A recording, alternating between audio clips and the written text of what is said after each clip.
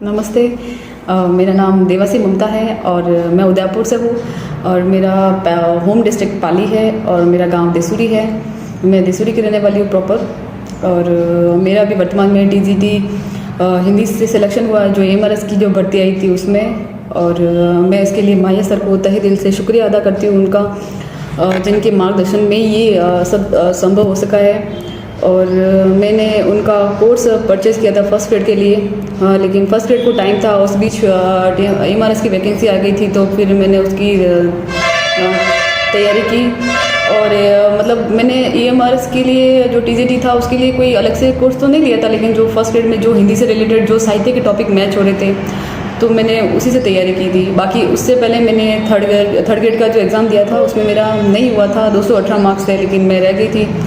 तो मेरी ग्रामर तो थोड़ी बहुत तैयार थी, लेकिन मेरा साहित्य में बिल्कुल ज़ीरो थी। मतलब मैंने कभी उससे पहले साहित्य पढ़ा ही नहीं था, लेकिन सर ने इतना अच्छे से समझाया कि मतलब मैंने एक बार वीडियो देखे थे और उसके अलावा बाकी बुक से ही प्रैक्टिस की थी। मेरे पास उनकी हिंदी की फर्स्ट ग्रेड की ये बुक्स थी, इसके अलावा ये व्याकरण वाला और एक प्रश्न वाला दोनों बुक्स थी, तीनों बुक्स थी। तो फिर उससे मैंने तैयारी की थी।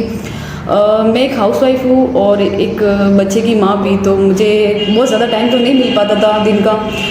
बहुत ज़्यादा बोलूँ मैं तो मुश्किल से 3 घंटे या समथिंग आसपास निकाल पाती थी, 3-4 घंटे के आसपास, ज़्यादा से ज़्यादा इतना ही टाइम निकाल पाती थी। लेकिन वो भी ऐसे था कि चैलेंज था मेरे सामने, क्योंकि बेबी को भी रखना है, घर का काम भी करना है। और मतलब मेरे हस्बैंड हमारे मेडिकल की शॉप है, तो फिर स्टाफ का जो खाना कपड़े वो सब भी करने के अलावा जो टाइम मिलता है उस टाइम में मतलब पढ़ना और साथ में बाबू को भी संभालना।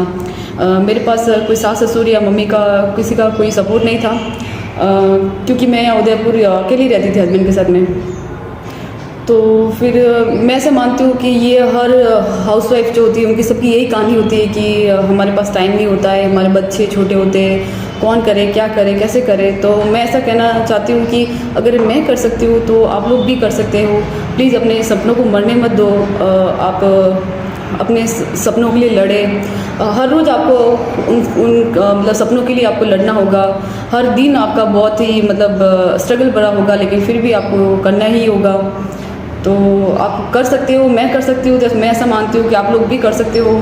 और मैंने माहिया सर का जो कोर्स लिया था, जो फर्स्ट ईयर के लिए कोर्स परचेज किया था, उसमें जो टॉपिक मैच हो रहे थे तो वही मैं मतलब टाइम निकाल के पढ़ती थी। जैसे कि थोड़ा स्पीड बढ़ा के दिन के 4-5 जितने भी वीडियो हो जाते थे तो वो मैं मतलब देखती थी। तो मैं ऐसा मानती हूँ कि ना मैं कर सकती हूँ तो आप लोग भी कर सकते हो। मैं एक बार फिर माहिया सर का दिल से धन्यवाद करती हूँ। और मतलब उनकी बदौलत ही संभव हो सका, नहीं तो शायद मतलब मेरी जैसी लड़की जो मतलब मैं ऐसा मानती हूँ कि कोई भी एग्ज़ाम की तैयारी करो उसमें पूरी मेहनत चाहिए, पूरा टाइम भी चाहिए। लेकिन मेरे पास नहीं था, तो भी मतलब मैंने ऐसे मन में ठान रखा था, क्योंकि मैंने छोटी थी तभी से सपना देखा था कि नहीं मुझे कुछ करना है। और मेरी जो स्टडी रही वो भी मैंने जैसे 12th ओपन में की, और उसके बाद की जो भी पढ़ाई है वो घर बैठ के की। मैंने कोई कोचिंग कोई ट्यूशन क्लासेस कुछ भी नहीं लिया था, क्योंकि मेरे पेरेंट्स सब गुजरात रहते और मुझे यहाँ के लिए गाँव नहीं छोड़ सकते, इसलिए फिर मैंने सब पढ़ाई जो भी थी घर बैठ के की। तो मैं ऐसा मानती हूँ कि अगर मैं कर सकती हूँ तो आप लोग भी कर सकते हैं। तो प्लीज़ अपने सपनों के लिए पढ़ें और उनको साकार करें, क्योंकि ये सब सपना आपका सपना ही नहीं होता, ये जो सपना होता है आपके पूरी परिवार से जुड़ा रहता है। तो मेरी सभी से यही प्रार्थना है कि आप करें। और माहिया सर को भी मैं फिर एक बार धन्यवाद देती हूँ दिल से।